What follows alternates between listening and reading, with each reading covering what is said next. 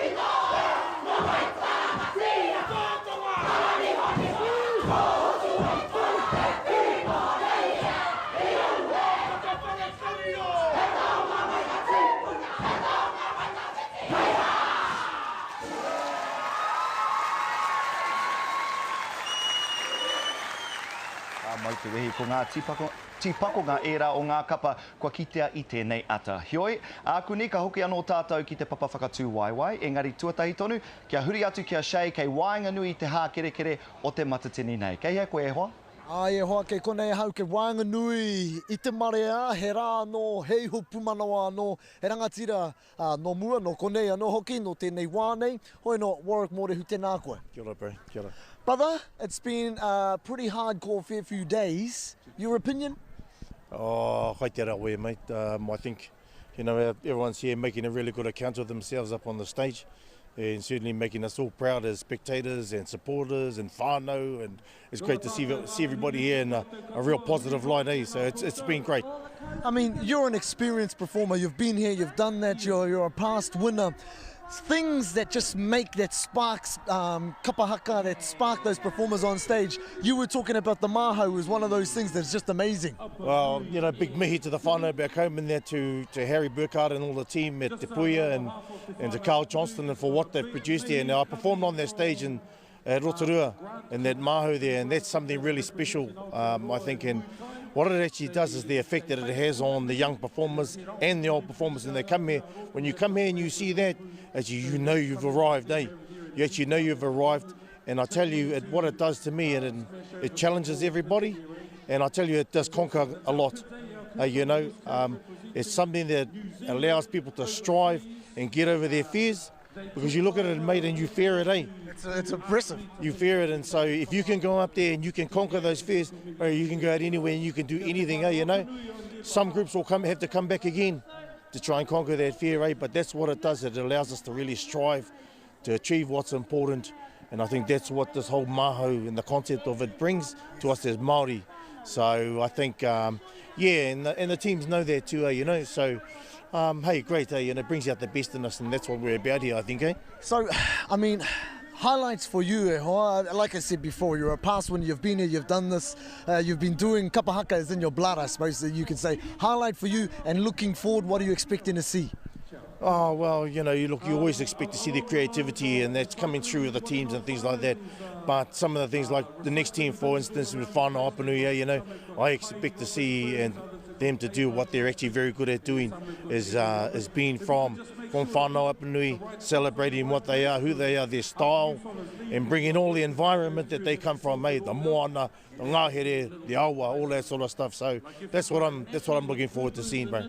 E te rangatira e mihi ana ki a koe, e tātou mā, what a pleasure. Mātai, hoki ana ki a koe. Tēnā koe Shay, Warwick Morehu tērā e te iwi he kaihaka ōmua mo te kapa o Ngātirangi Wewehi, te whānau Apanui, tai atu rā ki a tauira mai tawhiti, ka nui te mihi atu ki tērā toa. We're just waiting now, whānau, for the arrival of te whānau Apanui, but before we get that, I guess I can put my Te Kaya hat on. I've just had some news handed to me. Māori TV are having phenomenal success on air and online with unprecedented coverage of the preliminary days and of course the final on MTS tomorrow on Sunday.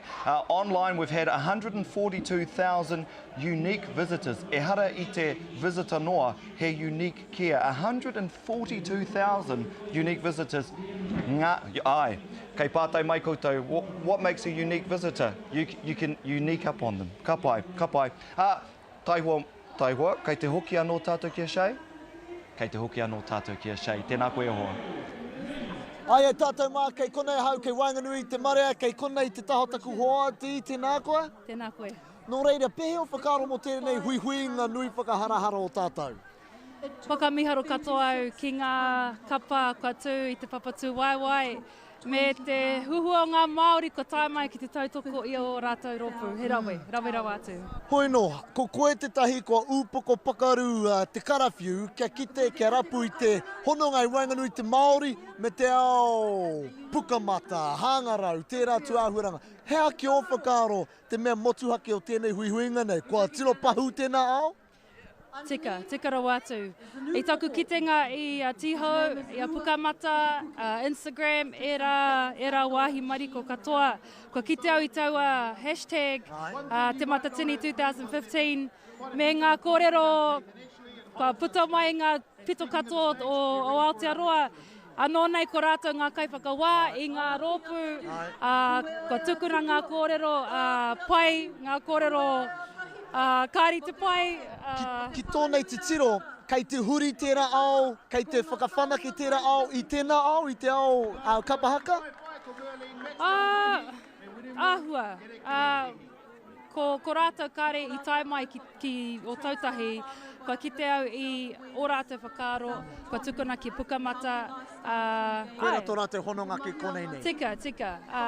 Ai. Hoi no, te tuahine ngā mihi ki a koe, ko te tūmanau koia ka paira wā atu tēnei rāotira ka kite tātou I a koe, anō, hei ngā tau heke mai nei? Ai, I tērā papatū waiwai. I runga I tērā ātāmirara, ngā mihi kazi.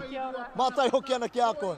Tēnā rawa atu koe Shay. I just want to fix up what I was saying earlier. Māori TV are having phenomenal success on air and online with unprecedented coverage of preliminary days coverage here on Māori television. And of course we've got the finals on Māori television tomorrow from 8:30 in the morning. Online we've had 142,000 unique visitors. Total video views 300,000. Pai kare, ka mau ki te wehi. Live stream views we've had 80,000. Hei whakakapi ake, we are honoured and humbled that our language and culture, in conjunction with Te Matatini, are bringing this to the motu and indeed to our whānau living in Australia. Ka nui te mihi atu kia koutou ngā kai mā takitaki, huri noa I te ao. A kāti kia auraki anō tātou ki te whakataitai nui whakaharahara nei I nāia nei he kapatoa kai roto I te rohe I whakatau ki tia ai e muriwai mai ngā kuri a whārei ki te hirau. Ko te rohe tēnā o mātātua. Ko Riki Rangi Gauge hone wharepapa rātou ko tāmati wāka ngā pauako. E te iwi kia hānea nea tā koutou noho. E whai ake nei I riro I a rātou te honore nui I te tau 2005 I te papa I oia kua hoki mai anō te kapahaka o te whānau Apanui. Ki paki ki te tokorua nei a rāua ka hoki atu ki te arahi tō rāua rōpu. Hoi anōra e te iwi, e te motu whānui tonu, e kake mai ana ki runei te papa whakataitai I tēnei wā. No te rohe o mā tātua rāno, e tū Apanui, ko Apanui tēnei e!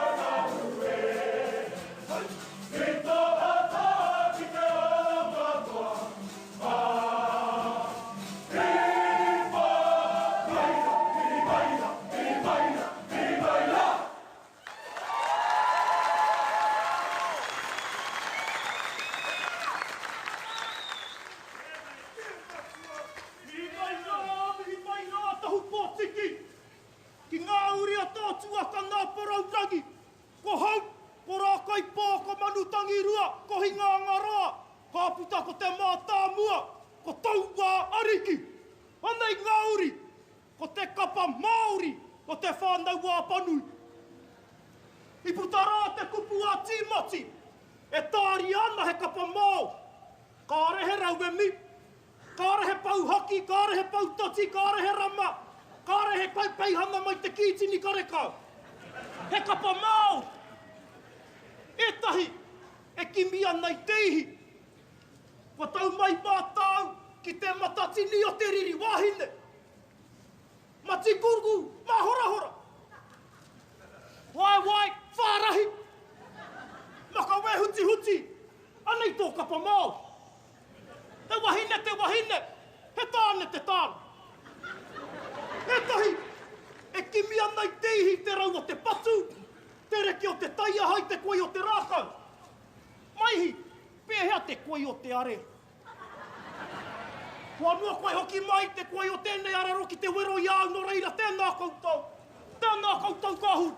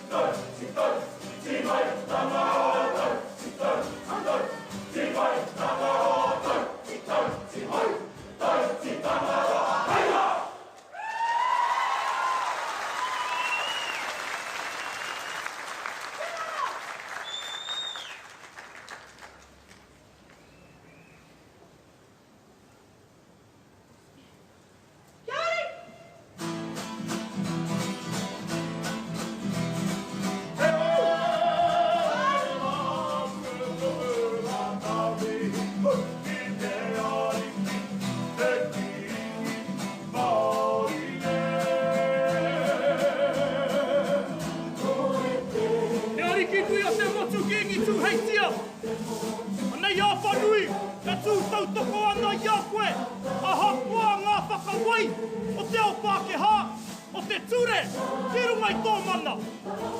Tō mana i take a mai te rāngai kīngi, kua ngaro i te ao. Ko reira noho mai, i runga i tō hurawa, i runga i tō trona tapu. Tō mai a koe, i runga i te korona.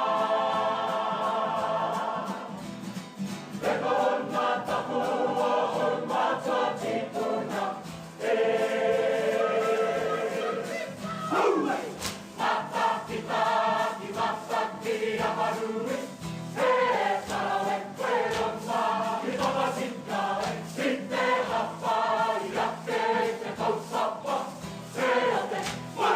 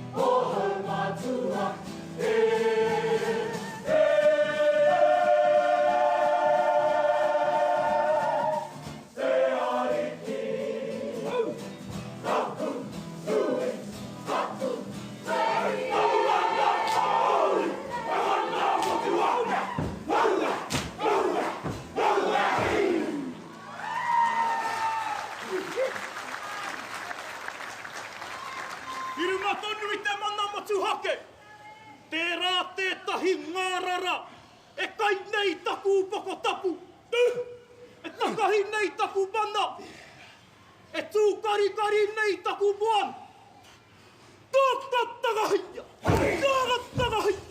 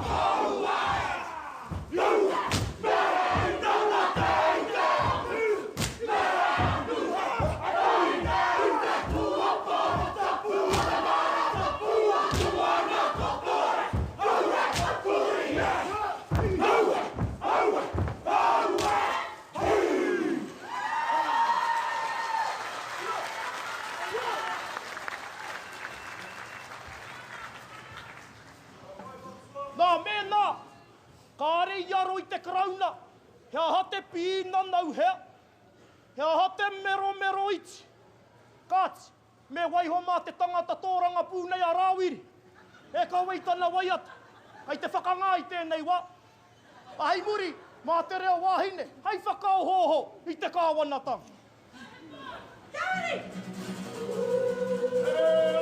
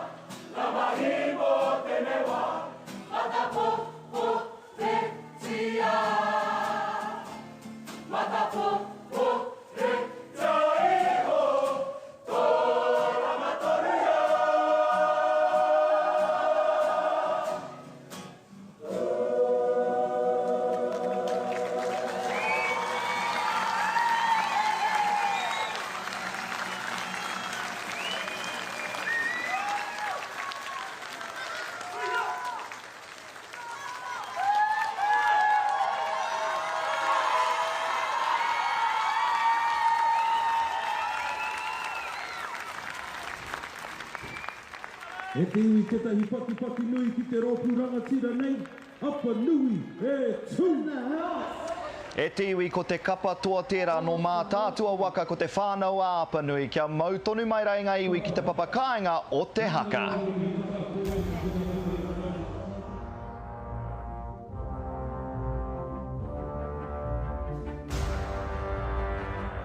The 9 best teams of the competition take the stage once again.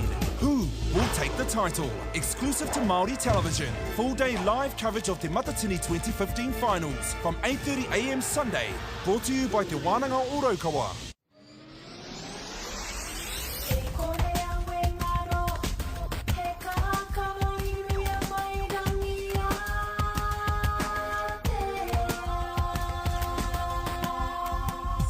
He taonga te reo, whakaorangia. The language is a taonga.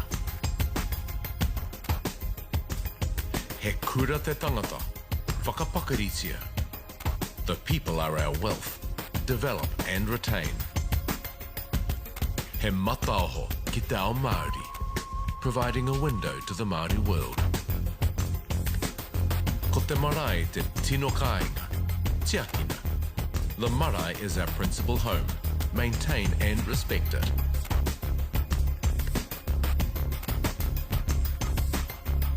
Ko te tino rangatiratanga, whāia. Self-determination. Tēnā koutou katoa. My name is Wetini Mitai Ngātai. I'm a businessman, father, and also the leader of the Mātara i Orehu. The only way you can get through this is to be physically right, mentally right, spiritually right. You got to be disciplined, you got to make sacrifices, got to look after each other on and off stage. We all train hard, but at the end of the day we want to celebrate. But it's not about getting on the pitch. It's about celebrating who we are as a people and about being proud about our tupuna. You know, at the end of the day, it's us as role models. And so to let yourself go is not the look.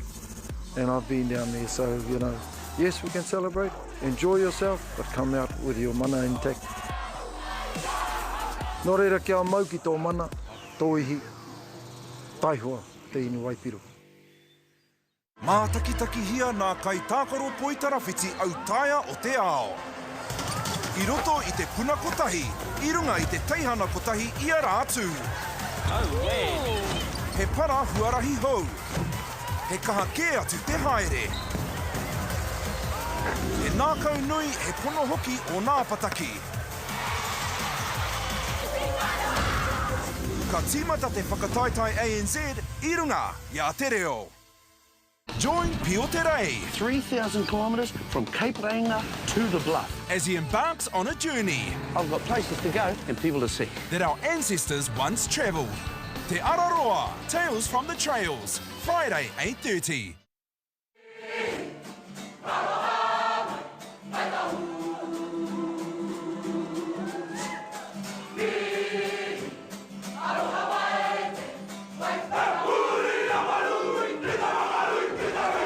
Nau mai hoki mai rā e te iwi ki te matatini 2010 mārima.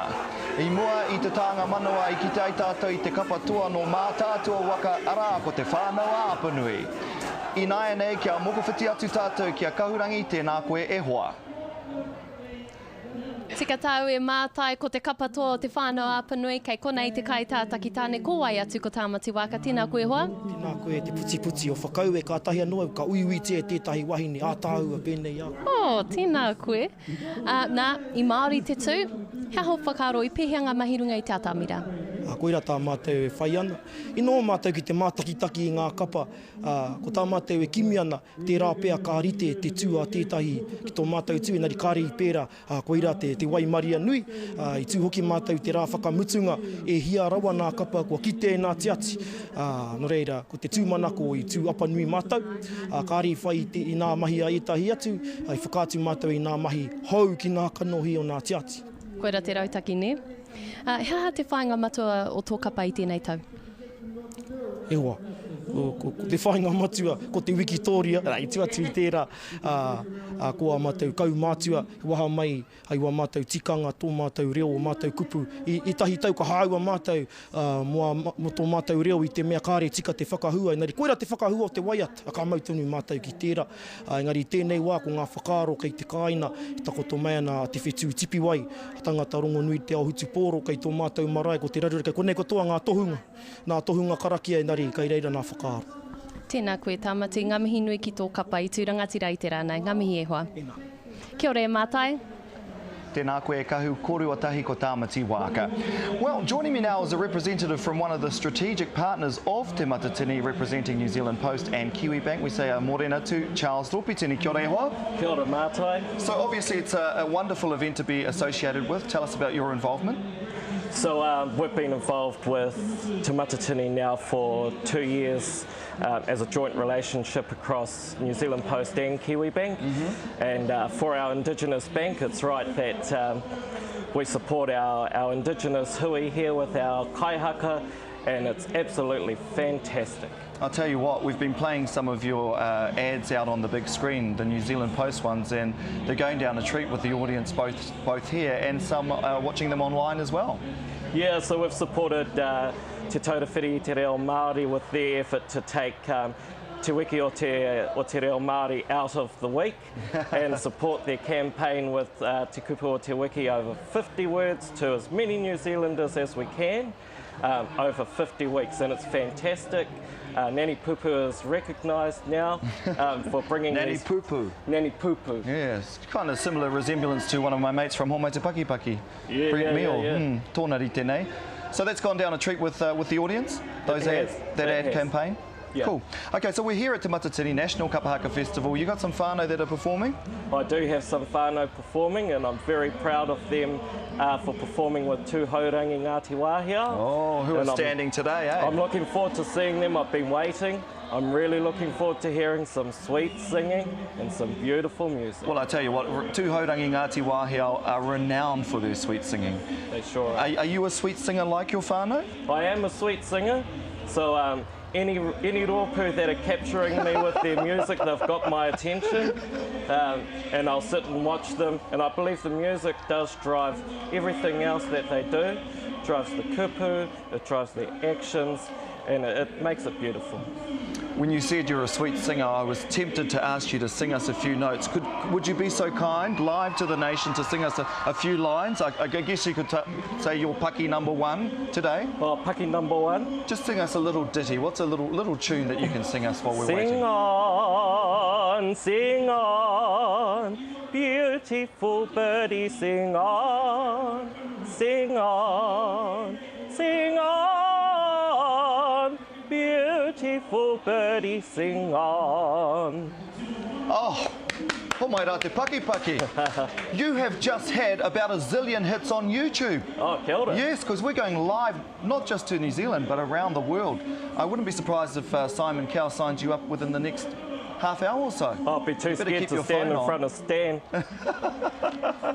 You haven't been tempted to go to X Factor auditions? Oh, no way. You've got to go to the biggest competition first, Homai Te Pakipaki. That's where it's really at. Well, here's the biggest competition right here. Yeah, let's talk about the competition. What have been some of the groups that have stood out for you? Oh, look, I really enjoyed Mangatawhiri the other day. They had pūtātara, they were percussive, they were great. Any other standouts? Wakahoia with the man on the stilts. Yep, Tōmeka Few coming out. Yeah, so there are a few standouts, but I'm unashamedly biased. I support my whānau first and foremost. I tell you what, you're not the first one to sit on that couch and be unashamedly biased. Tēnā rā wā te koe, Charles, and thank you to New Zealand Post, Kiwi Bank for your support with Te Matatini 2015. All the best for the rest of the festival. Kia ora. Tēnā koe. Te ahua nei, ko rite tātou mo te rōpū tua ono o te rangi nei. Ko taku ora ko tōku tūhoitanga, ko tōku tūhoitanga tōku oranga. Mena kāre tōku tūhoitanga, ka hore hoki tōku oranga.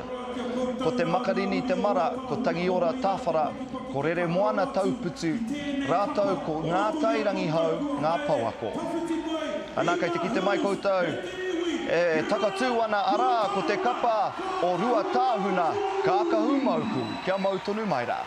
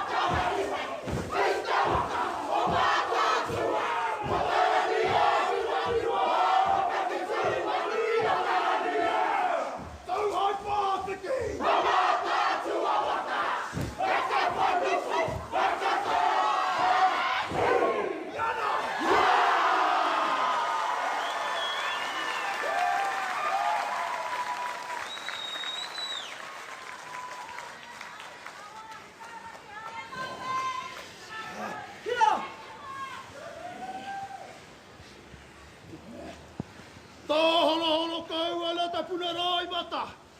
Mōra tau mā, I parakuna nui tia. Nēru au maka. Kia I te tani tonu te motu. Mau e api. Rāriki iho rei. Ia te tai rāwiti. Tatu nā ki a koe e tama. Manu tū ari ari. Ia nā tika hururu. Nā mate o te wā. Haere, haere, haere rā koutou. Nai tahu, kāti māmai. Mihi mai ki nā horapu kai rākau. Kua tau mai, kei ta matatini. Here wini. Ka tika, kia wakaurua mai te reo. Ki roto I nā whiri nā whānui. Kai reira ke, tararatira tana o ata tau mahi. Nā reira hiko mā. Ko ta teke ko tēnei, rā Ruatahuna. Mā tātu awaka, tā mihi atu, tāna koutou. Tāna koutou, tāna rā tātou katoa, ia tau ana. Tēnā koutou.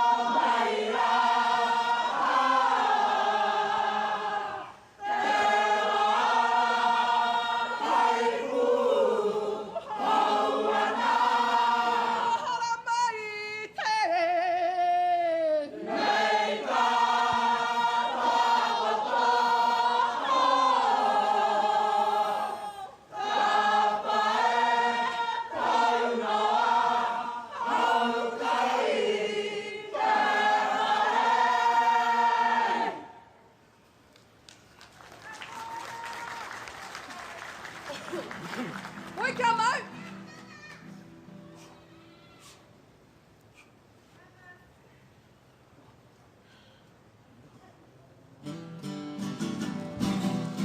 Tone mene mai wa hine mā!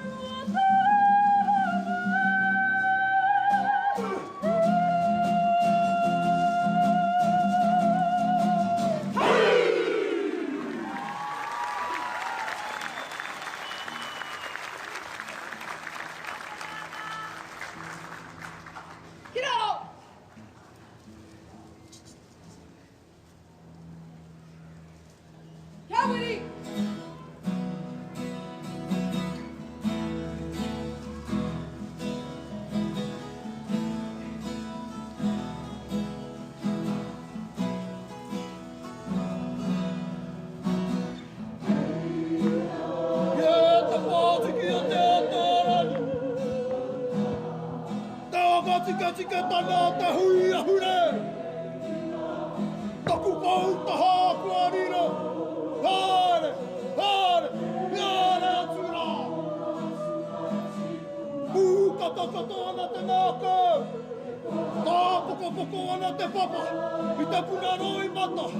Pau, kua naro. Hoki wairua mai. Hoki wairua mai. Hoki wairua mai rā.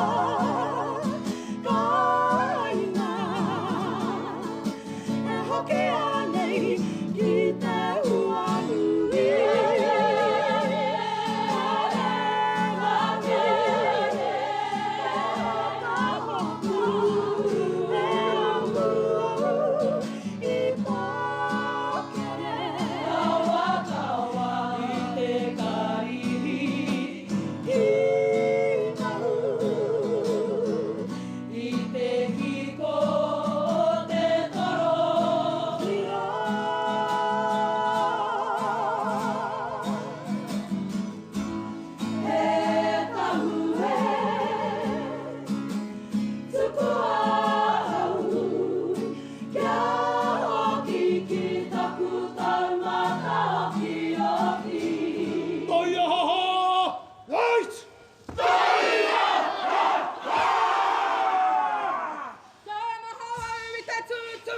tipu hauana. Maungaroa tarina ma, ki te papaki a te whariho. O te pua ki te tukuro. Para paraki, kāre kaki te ngā kakiru o tāhu. O te taha waka, o te hinu, o te pukuru, o te hinu, o te pukuru tu. Maunu tāia, he hi, mai ngā. Kāra iha! Ki te kāia, he mate ana tia tia.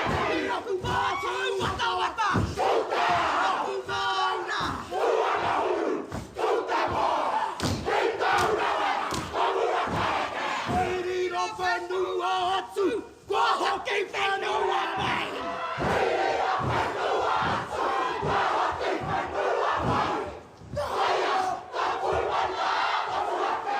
Rewe tapumo. E mauri taua e tauraha. Sauha, Mawainia.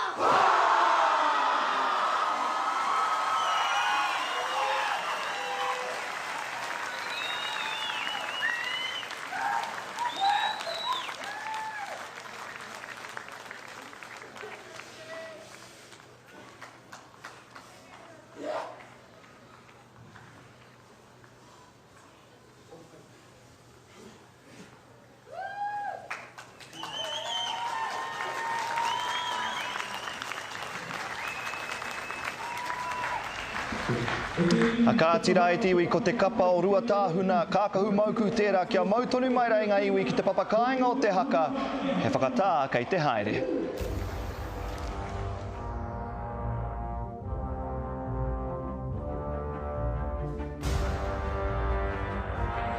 Paunamu I nei mea katoa. Tō tātou reo.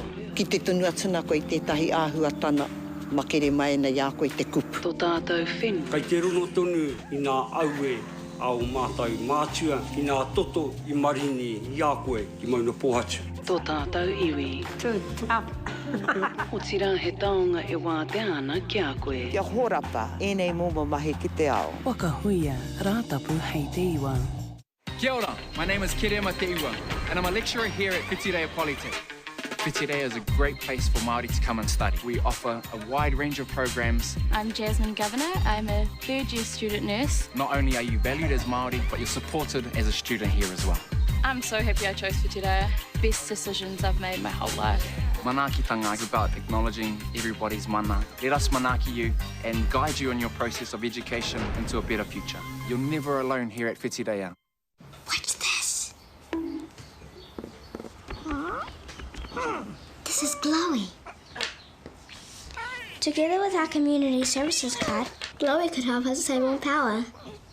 And because he's prepaid, Mum's in control of her dollars. She can even top up from here. He even changes colour when it's top-up time. But now, it's playtime! Get smarter about power. See if you could save with Glowbug. Ooh, kia ora boys. Getting tuna for the whānau, are we? Ai, Nene Pupu. Ka pai. You fellas be careful when crossing the river, eh? She's running a little fast, ne? Aye. I hope you've got suitable swimwear, not all that bush stuff when you get in the river, ne? Aye. And look at all your gear hanging all over the place. Could have yourself an accident. And Nanny's got housey this week. I've got no time to be at your tangi. So wait here, and I'll get my nephew to bring you a backpack. Kei te pai, don't worry. Sit down. Nephew, backpack, please. Ai, Nene Pupu.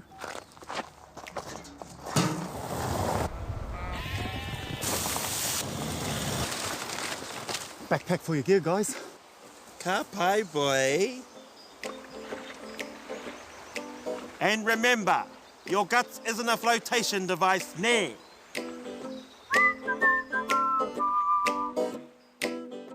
Neke, kia kahake, Maui, ia kirunga, haere. O taira tātou ki te pito o te whawhai. Kia mau, kau e tuku. Whiu ngā ringa, Wolfgang, kei te kimi. Aro atu, haki roto, kia mataara. Tahi roa toru whā e hia nei meke. Tēnei pito o te whawhai ka ki te rā tātou. Wai te tino, kei ri watunu. I komo ngā meke ana. Tama, kua hinga. Te pō meke, a te rā mere haurua o te iwa.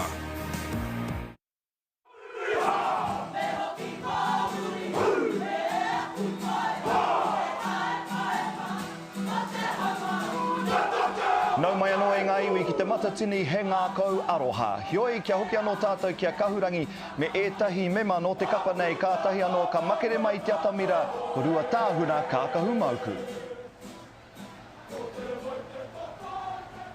E mātai I tino rongo tātou I tēnei mea te tūhoitanga I a Ruatahuna kākahu mauku. Kei konei ngā kai tātaki ko rere moana rāua ko ngātai tēnā kōrua. Pātai tuatahi ki a koe ngātai ko puta koutou I te kāinga.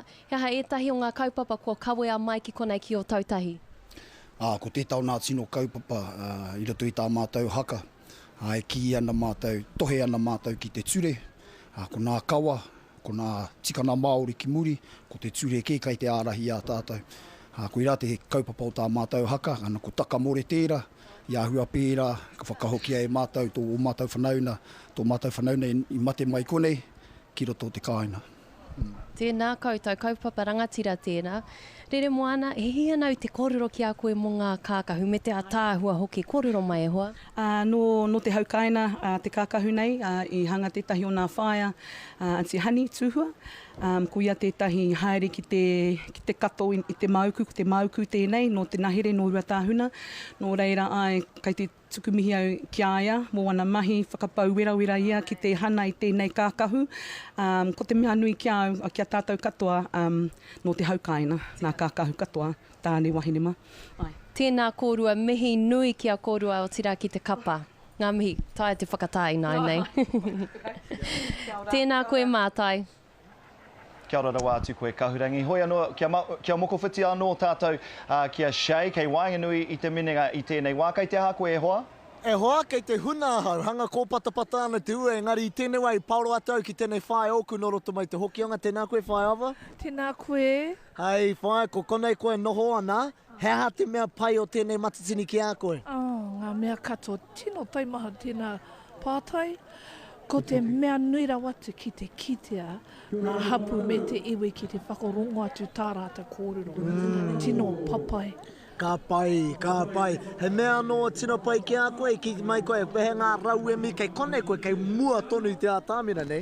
Te tini o ngā rauemi I tēnei tau, ko te wā, I te wā ngā mātua I rungi I te ātāmira, kore pai ana tēnā ki a mātua I ngā kaumātua me ngā koe I mua atu, engari I ai nena, tino pai rawa te mea papai I ai nena. Ka pai. Whaia, hei te whākaraka tū ai tāua te taitoke rau, no reira me te tiroanga mua tāua ki tēnā, hoi no e hoa, koe te whakatau kei rano nei mātai. Tēnā rawa atu koe e hoa. Hoi anō, he kanohi rongo nui no te ao pau ka whakaata engari he mahi hou tānei e nei rānei ki te waipounangu nei. Ko wai atu hoki he hoa nōku ko Julian Wilcox kei ko I au I tēnei wai. E te hoa tēnā koe. Tēnā rawa atu koe. Karawa te ki tānu I a koe I tēnei tō whenua hou nei. Whenua hou, kura whenua hou. Engari he whenua e hoa, ka no te wine ki te manaki tangata. A tia rā waho. Ka rongo koe I te aroha I te ngākau aroha e kōrero hea nei tūhahangia nei tēnei hui huinga. Ka pai, ka mutu kei te mahi tahi koe me ngai tahu. Hea te wāhanga ki a koe? Ko tā koe whakahare noi honei ngā mahi whakapāpātanga, whakamohiohiotanga, te āwhina I a tā māk, te āwhina I te tahuhuranga pui Iarihia Bennett. Me te hare, te parore hare, te pauke hare, tēnei whenua whānui tonu, o te waipounungu, te kaumāwaru o na papatukurunanga, te kaumāwaru o na hapu matua, e hieke nei o na rangatira. Nō reira, ko te mahi tahi me rātau, e pai au tā rātau whakamohiohio ki ngā uri katoa tahu pōti āti e te waipounungu, I te ao whānui tonu hea te aha. Ka mutu, I ki te tāu I ngā koti mai mauna e te kuiara, he whakaaro tērā, I āta whakaaro hia e koutou I moi te hounga mau te iwi ki konei, nei? I āta tiro hia ngā matapai huarere o e toru maramaki muri nei. Me te whakapāi e kore he hua ka puta I pērā rawa I roto ngā matatini o mua. Nō reira I ara ke te whakaaro kia whakamahia mātou e rā koti. E harai te mea hei ārai noa I te ua, ngari hei whakatairanga I te kaupapa o te ngākau aroha.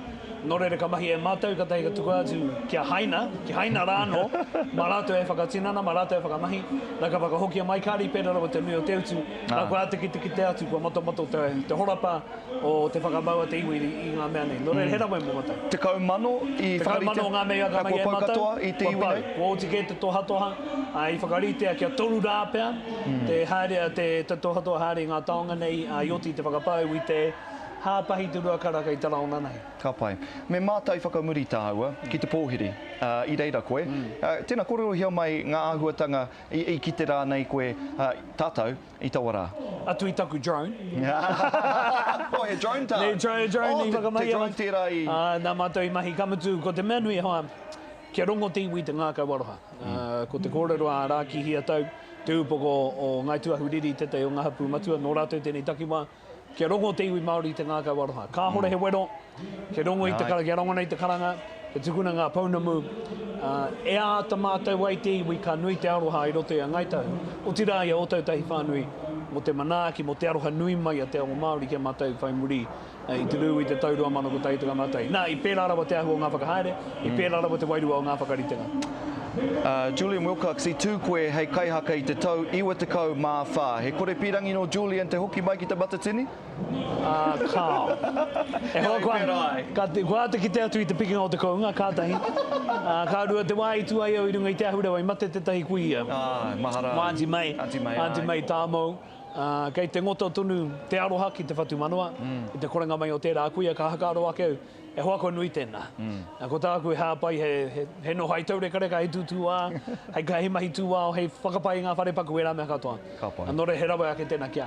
He rawa hoki te kōrero anō ki a koe e te hoa. E mihi ana ki a koe, o tira kia ngaitahu mō koutou te whakaraupi te iwi nei, tēnā rawa ati koe. Kia ora rā. Haka ko hoki anō tātou kia shei, kia ora e hoa. Ai e hoa koe e tērā ko te tangata rongonui o te ao Māori, hoi anō he hunga manene kei takutaha i tēnei wā, all the way from Sweden. What brings you here? Yep. What brings us here? We've heard about this festival and we were happy to be here. We just arrived. Yeah. So you've just arrived. You're looking forward to it? You must be. You see some Māoris on stage, you must be like, whoa. Yeah, very much looking forward. We saw some people doing some haka dance on the square here later, and scared the kids a little bit. But we're very much looking forward now. Well, I'm glad you bought your wet weather gear, but it's going to get nice and hot very, very soon. We've got some good kapa haka teams coming up, so hopefully you get back to it. All good. Mātai, koe tērā ko te kōrero a ngā manene nei. Oh my gosh. A tāhua watu. Hoki ana ki a koe. Tēnō a tāhua e hoa kei te tino tika tāu. A kāti, tēnā rawa atu koe shei. Kia huri tō tika atu tātou ki te rōpū o te wā, ara ki ngā whanaunga tonu o Ruatahuna, no ngā hapu katoa me ngā marae katoa o tūhoi tēnei kapa. Iti rea rea teitei ka hikatea ka tāia, ko te rangi uia te mara, ko ripeka hori, rātau ko Caliph te mara ngā pauako. Ko te rangi uia te mara te kai tātaki tāne, ko ripeka hori te kai tātaki wahine. Kei te mātaki-taki koutou i tēnei whakapāhotanga motu hake āmata wānei, e puta atu ana kia koutou e mātaki-taki maina ki Aotearoa tonu, whakawhiti atu i te moana pokopoko a tāwhaki a rā ki ahi te reiria, me te mahano atu o koutou, kua hono a ipurangi mai nei, mā hakatv.com. A kāti e te iwi me huro tātou kātika anei te kapa no te whanganui ātara, ko tū Te Maungaroa.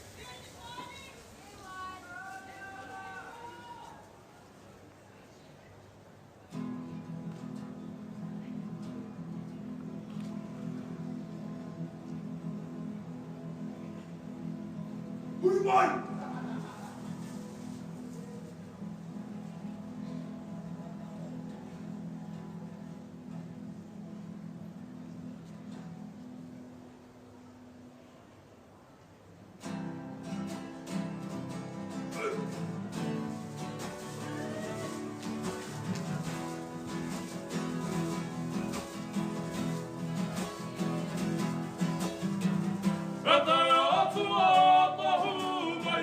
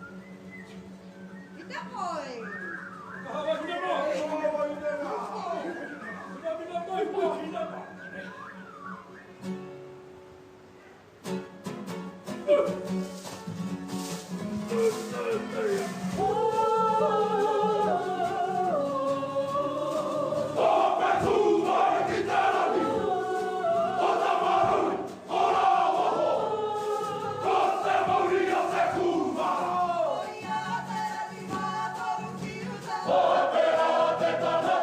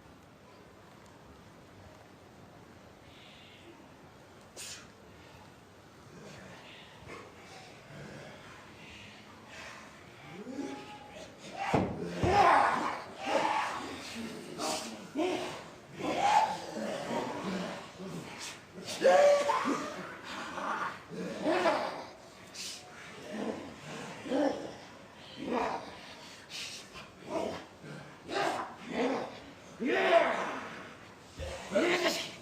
Yo! Yo! Yeah!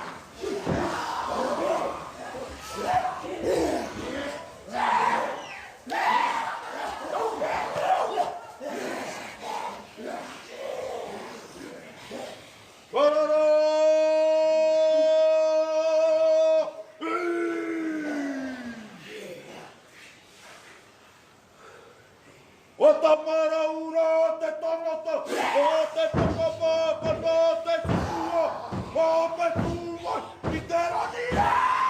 He mata kai kutu, he mata pui hoi ho, he maroke, te rātau te tanata, te tarua e te potone te pōtiki āhare, i ta ua, he nā tua, i te tohu, ahuna nui.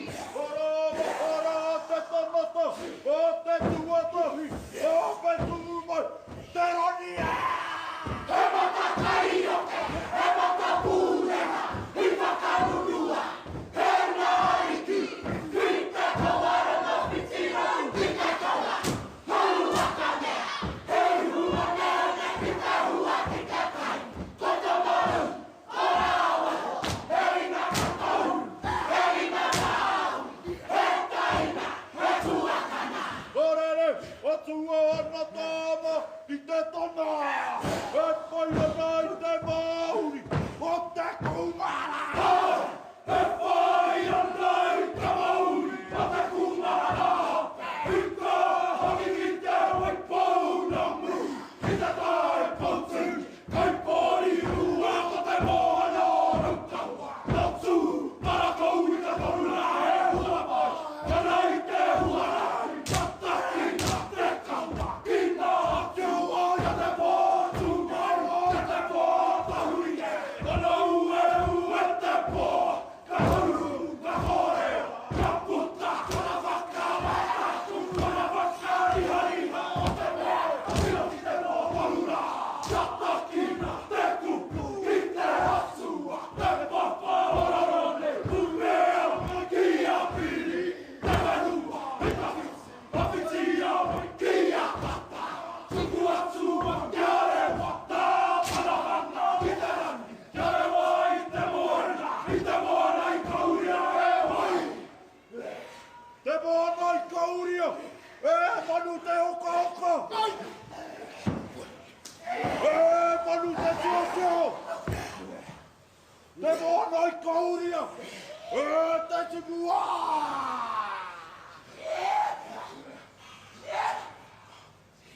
O hoka ka te rere, i ngā tāuna, te wai paunamu. Hai! Te roko hana tō, te pāwe, te kiko tō, ko te rai, te kaena, te kauakau, tuariro, te wairua, ko rāwaho, ka makarongorongo, ko ta marau, ka nau mia ka korui, i hoki te kai, i nau te kai, iau e, te atua, te aiki, kanino, o te maria te kumara, o te mauri mahana, ia ka marau, o te mauri mahau, ia rāwaho, o ka rorani ana ki te ika maui, i waio ki whakarutu koroa, ka tua ko te tiko, ti pakawe, ki te rau, o te ika tamatea, o te tia, o te kupua ta marau, ka waiha te meuri, ki te waimana, ki rua toki, te rohana rao rāwaho, waihona, ka ta marau, hei rere, rere konu nei e,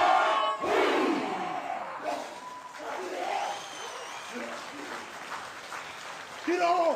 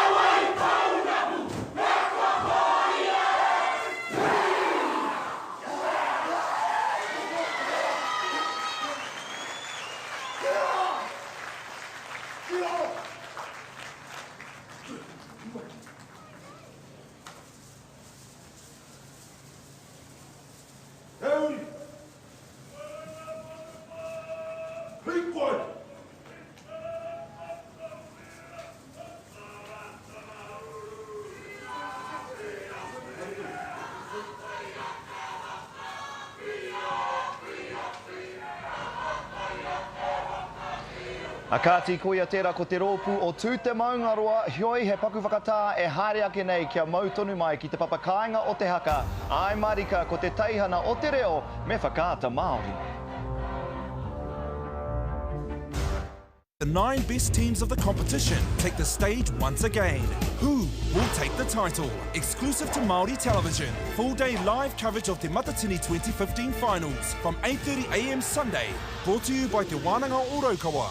Tēnā koutou katoa. My name is Wetini Mitai Ngātai. I'm a businessman, father, and also the leader of the Mātāra i Orehu.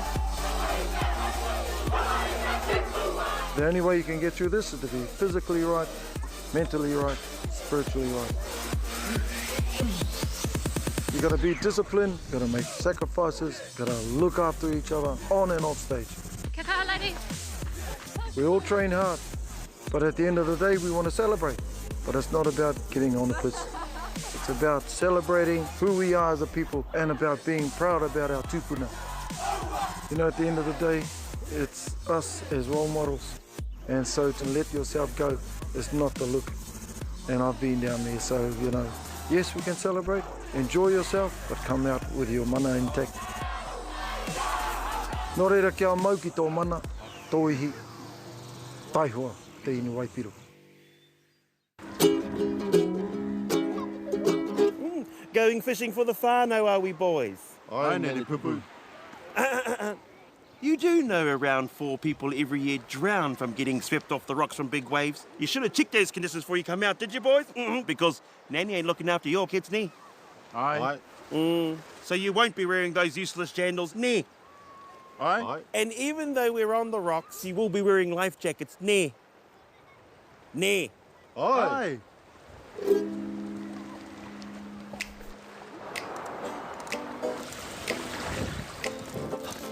Pick up a snapper for Nanny Poo-Poo.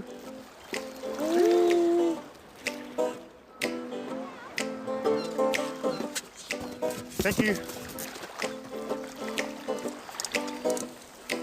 And remember, your guts isn't a flotation device, nee. Holy! This thing about clean, green New Zealand, we're lazy, dirty New Zealand, actually. Oh, it makes me want to be sick. It's do or die. Kaitaki Wars, Tuesday at 8. These boots are made for walking, so I'm out of here. Join Pio Te Rei 3,000 kilometres from Cape Reinga to the Bluff. as he embarks on a journey. I've got places to go and people to see. How it all calls. That our ancestors once travelled. Doesn't happen overnight, but it does happen. This is going to be one of the best days of my life. That's enough. Uncle Pio's getting a heart attack.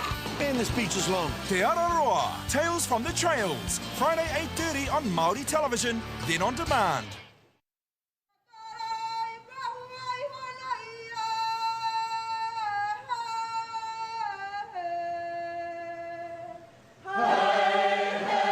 Tēnā no koutou katoa kua hoki mai rā ki te matatini 2 mano ngahuru mārima e whakapāho atu nei kia koutou mai I pū taringa motu o tautahi te wai pounamu.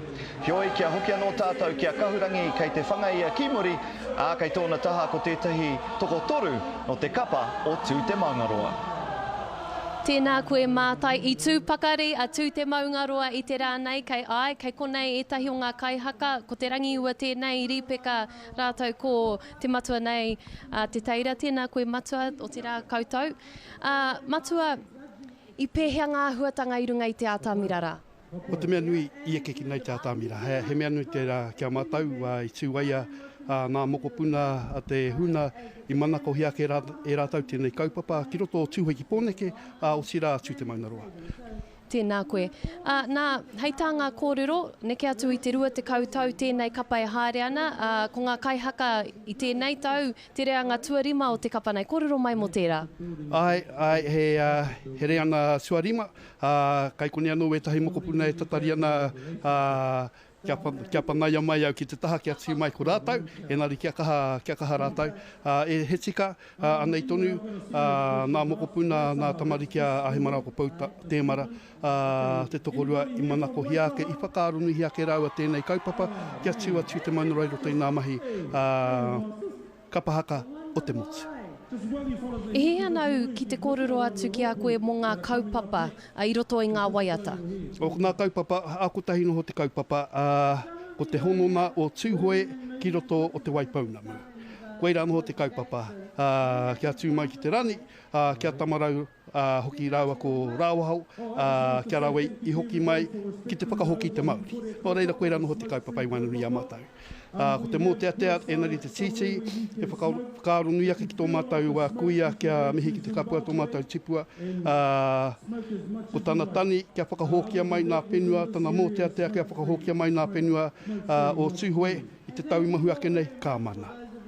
Nā rei, pera te ahuatana. Tēnā koe matua, tēnā kōrua o tira ngā mihi ki tō kapa I tū maia I te rānei. Tēnā koe mātai. Tēnā rawa atu koe kahurangi ai, tū mai a te tū a tū Te Maungaroa I tēnei rangi tonu. Hoi anō, kia huri ki tērā o ngā reo. Joining me now are representatives from the Māori Women's Development Inc., the CEO Teresa Te Pānia Ashton and Chairperson Areta Kōpū. Tēnā rawa atu kōrua. Tēnā koe. Areta, tēnā koe. Tell us about the Māori Women's Development Inc. Sounds pretty flash to me. I think that we were born out of a time when the government decided it was time to get the iwi moving. Right. So one of our past presidents decided that in the iwi feed out, there were not enough of the iwi giving money to women. So she applied for money from the government, which is Dame Georgina Kirby, and away we went. Wow. We never got nearly as much as the men got, but we got enough to start. And what we did after that was we kept on going, and in 1997 we needed to become an independent trust. And that's exactly what you did. And that's exactly what we did. And today we are still loaning to Māori women and their whānau in order to make their way in the world. It works particularly well in the regions because there is no work out there. Right. So our role is to help them have a dream, create a background to it, put a business plan to it, and financially we will help them. Teresa, you're the CEO of this organisation. What are some of the benefits that you've seen? I mean, when I look out onto the stage, I only see potential. And the great thing is that there are a lot of synergies and disciplines are the same between kapaka and business. So, you have to have entrepreneurship. We certainly see a lot of innovation on the stage every single day with every single rōpū. We have to look at planning. So every day, every week, every month, our groups are planning, not only for this matatini, but out to future matatini. And that's really what business is all about as well.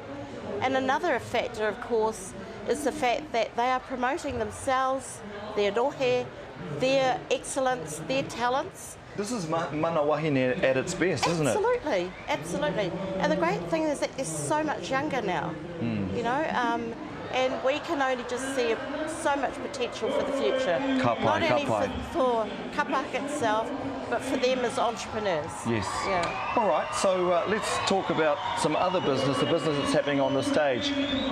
You've got whānau that obviously taking to the stage. Areta, who are you supporting? Whangaroa mai tāwhiti. Of course, nā te pātai no te here. Wrong question. And I was just like to say, I just thought it was an outstanding performance. But yesterday was just riveting. I would not like to be a judge. Okay. Just very quickly, Teresa. The same, but I'm Ngāpuhi, and but I do have a favourite because my tamahine is in Ngā Uri o Te Whanua. Oh. So he mihi nui kia rātou. So what does that do? Does that kind of split the... It does, because I've got nieces and nephews performing, not only within the iwi, but other rōpū. Right. But you have to support your own tamariki. Do you want to give a quick little shout out to... Absolutely. Amanda and Kimo, I think you were absolutely fantastic. The whole group, I'm very, very proud of you all. Ngā mihi. Are you going to do a big shout out to your whānau from Whangaroa? Oh, of course. There you go, down the barrel. Of course, they were fabulous. Fabulous. They were just fantastic. My vote is on them, actually. Your vote is on them? My vote is on them. Goodness me. Was there any other... Let's not be too biased, though. Fire. Take the bias out. Yeah, take away the bias. And was there any other particular group that you had your eye on where you thought, oh, they might give Whangaroa a good go? I really can't move past Wakahuia. They did the combination. And then Rangiwewe, he came in and kept it all going. Fantastic. I just think we've had a fantastic show. All right. We have to leave it there and head back to the stage. Absolutely. It is the Māori Olympics. Tēnā rawati kōrua. Thanks for joining us this morning. Akati ko Teresa Te Pānia Ashton Rawa ko Ātereta Kōpū, tērā no Māori Women's Development Incorporated. Huri atu ana I nānei ki te kapa tuawaru o te rānei, no konei tēnei kapa no Waitaha, ko ngai tahu te iwi rangatira o tēnei whenua taurikura, engari no ngā iwi katoa o Aotearoa e nei kaihaka. Ko Ngāti Tuahuriri te mana whenua, engari no ngā tōputo o te motu ngā kaihaka o te tira nei, ko hohepa waitoa rāo ko pūmau tana ngā kaiwhakāko, ko merita waitoa paki te kaitātaki wahine, ko hohepa waitoa te kaitātaki tāne. E hika mā, anei rā ko te rōpū o ngā manu a tāne.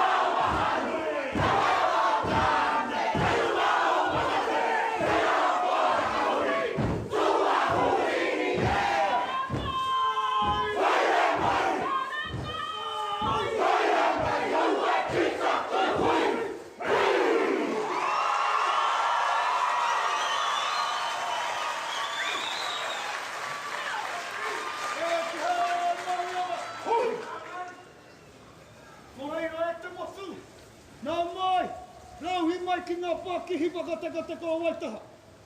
Kia rongo ai tātau i ona kōrero. He ua mairangi, he roi mataroha, he ngā kaumau tonu. Tēnā tātou, tēnā tātou.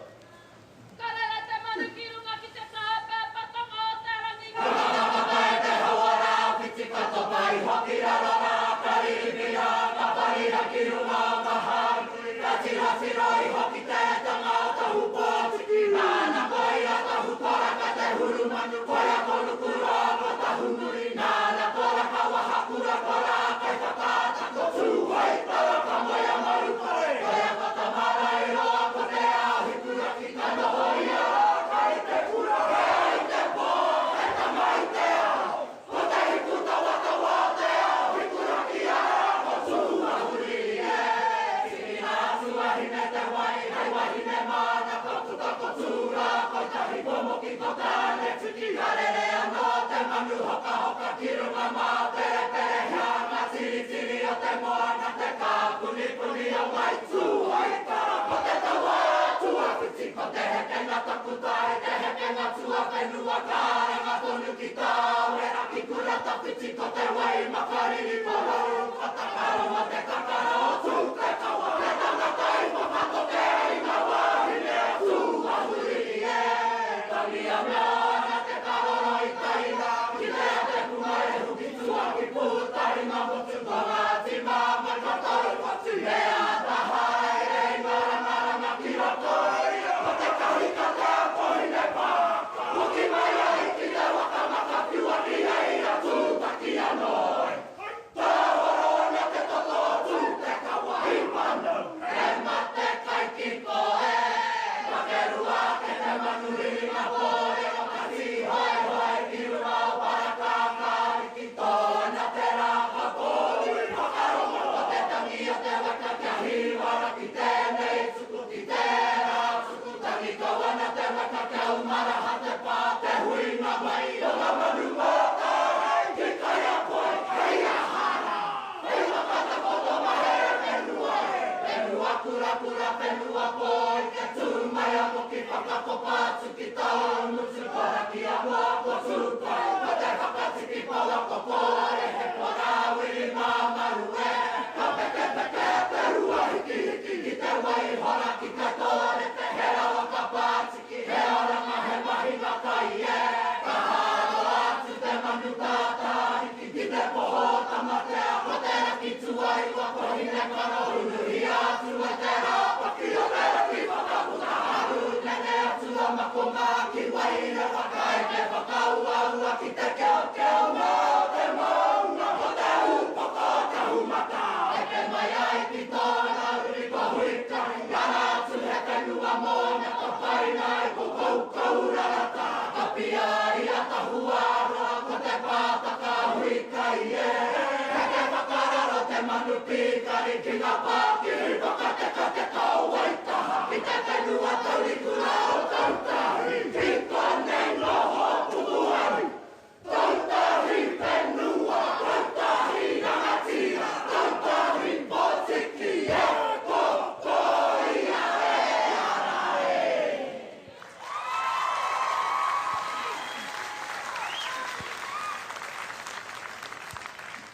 Apo no ngā tihine koe kai tōku whaia e tihi. I mana huru ngā tau ki muri nei, ti matahia mai te kauni hera o Waitaha. Rango nā ke au i tō reo karanga, ka honei te Maori, ka honei te Wairua, tēnei te whakahoki, hei utu mō keke, hei utu mō keke.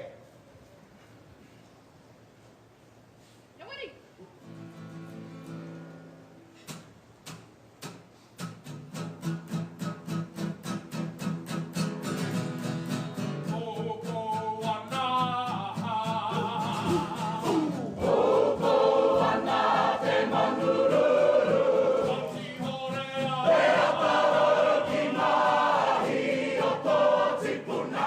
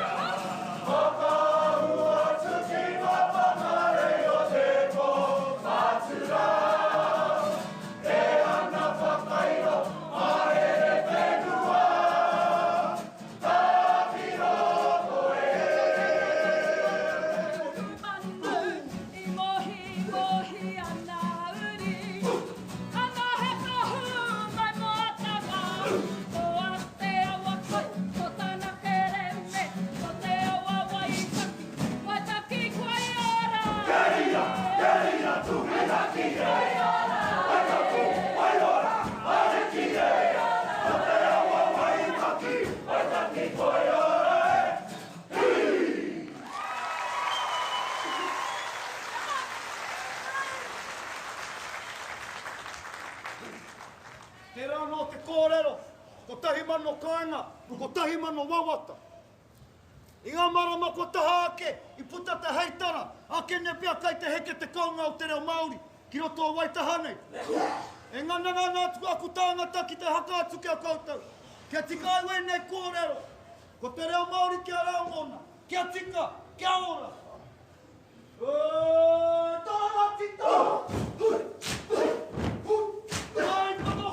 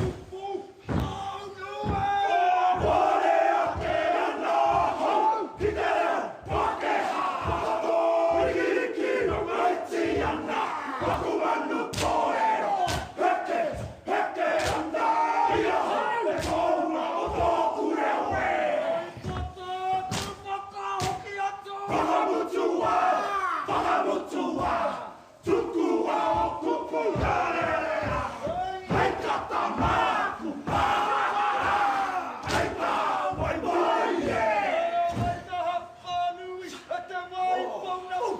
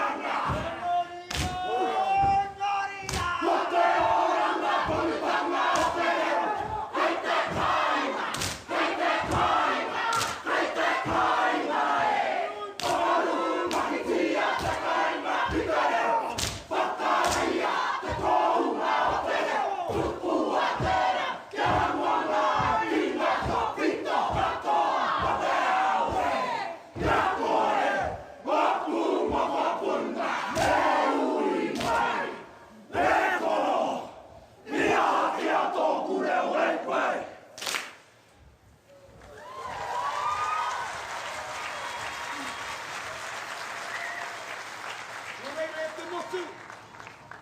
Noho mai rā i raro i ngā manakitanga o te Rungarawa. O ngā manu a tēnā, ka tāne tēnei, te hoki atu ki te kāinga. Whakahoki te maori ki roto i a ka hungunu. Tēnā koutou, huri no. Tēnā tātou.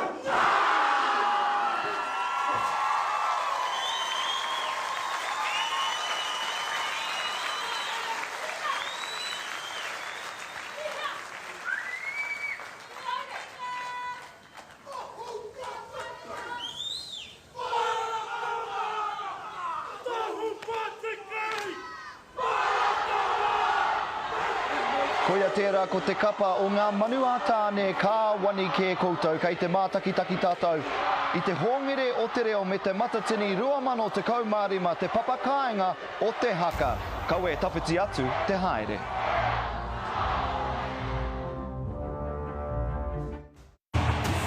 Boy, have they come to play today.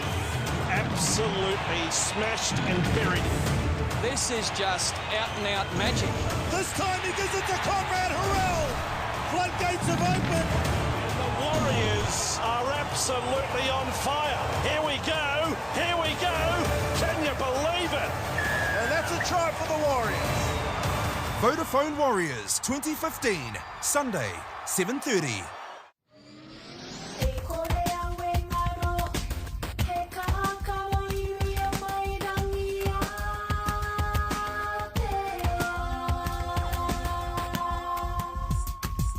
He taonga te reo, whakaurangia. The language is a taonga. Ko te tino rangatiratanga, whāia. Self-determination. Kia ora tamariki ma, I'm Postman B, or today you can call me Kaiako B. I'm going to be your New Zealand Post Kaiako. You're not our kaiako. You're not our teacher. Yes, I'm your Kaiako. No, you're not. Yes, I am. No, you're not. Yes, I am. No, you're not. Yes, I am. No, you're not. Yes, I am. No, you're not. No, I'm not. Yes, you are. Nah, schooled in your face, Kaiako boys.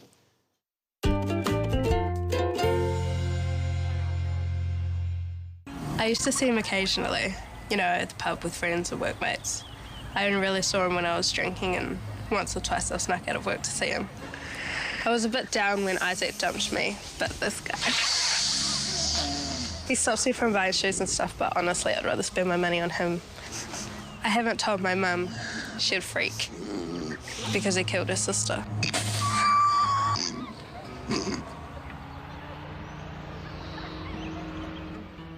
Kia ora, my name is Kirema Te Iwa, and I'm a lecturer here at Whitireia Polytech. Whitireia is a great place for Māori to come and study. We offer a wide range of programs. I'm Jasmine Governor. I'm a third-year student nurse. Not only are you valued as Māori, but you're supported as a student here as well. I'm so happy I chose Whitireia. Best decisions I've made my whole life. Manakitanga is about acknowledging everybody's mana. Let us manaki you and guide you on your process of education into a better future. You're never alone here at Whitireia. Ready? Saturday nights are all about adventure. So sit the whānau down. Anybody home? For a trip out of town. Look at this place. To faraway places. I must be malfunctioning. With mysterious faces. I've never seen anything like it. To conquer all bad. What was that? With fun to be had. It's so nice to see you. There's only one spot. Look at all those people. That has the lot. Nothing I think. Saturday whānau movie. Coming soon on Māori television.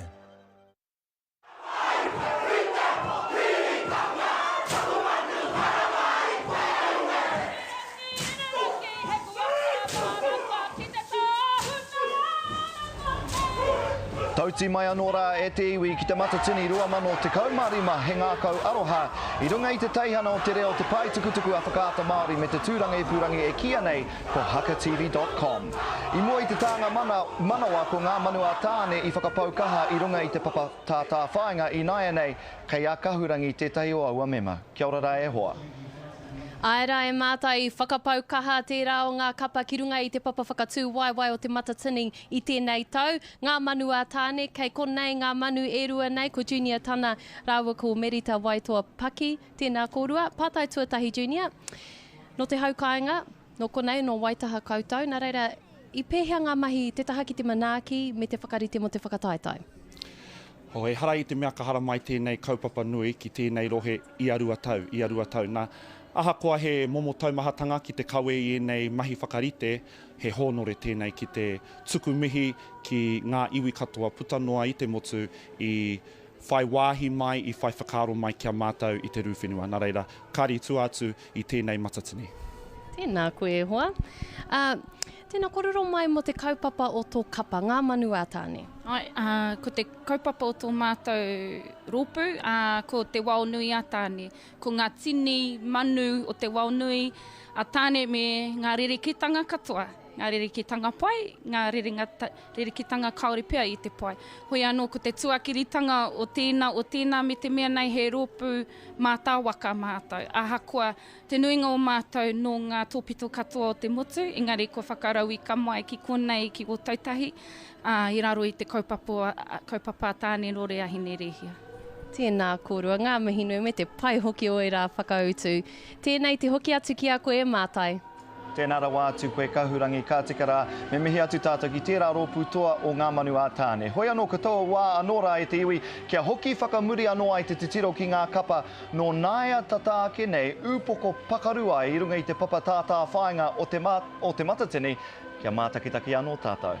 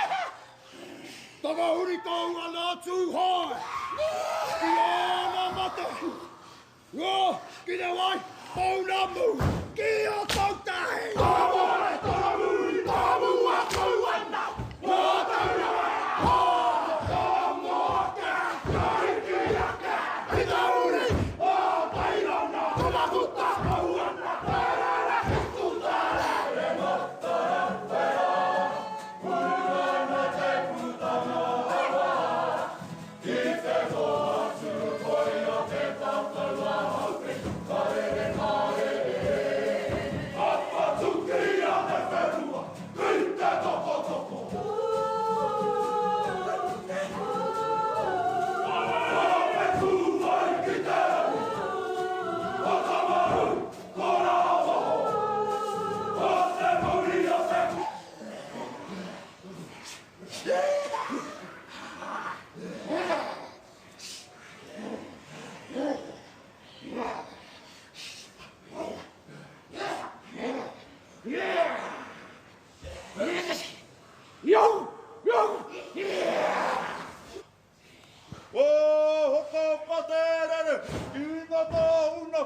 wai taunamu. Hai, te roko hana ko, te pauhe, te kiko tōko ko te rai, te kaena, te kaua kau kuaira, te wairua, kora waho, te makarongorongo mō tamanau, kana uria ka konu, iri hoki te tari, i ngau te tari, au e, te atua, te ariki, kanina, o te maria ka kumara, o te maori mahana, ia kama.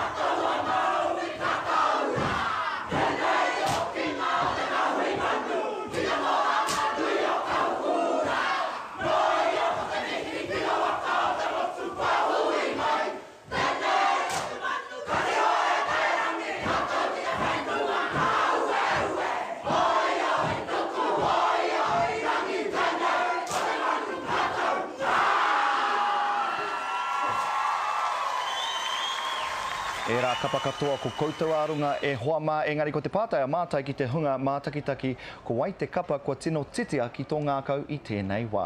Hioi he kaupapa no tā mātou hei whakarongo, hei whakaaro hoki mā koutou, whaimuri ake i tēnei paku whakatā hoki tonu mai rā.